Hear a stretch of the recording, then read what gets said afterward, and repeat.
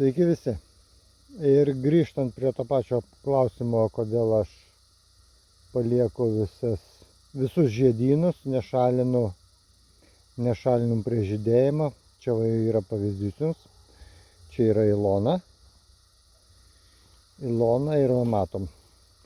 Pirma kekė, antra kekė ir trečia kekė.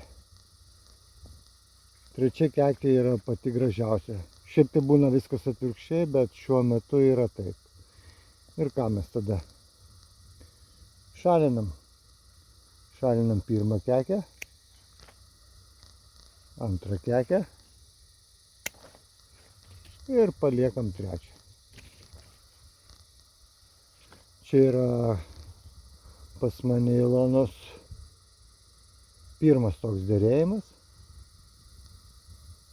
Pernai buvo kažkokios kontrolinės kekytės, bet labai mažas, nei aš skonio pajutau, nei nieko.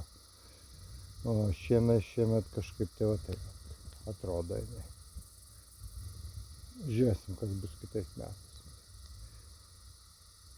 Tegu auga krūmelis, vystosi ir bus matyti, kas iš to išeis. Tai va tiek žinių.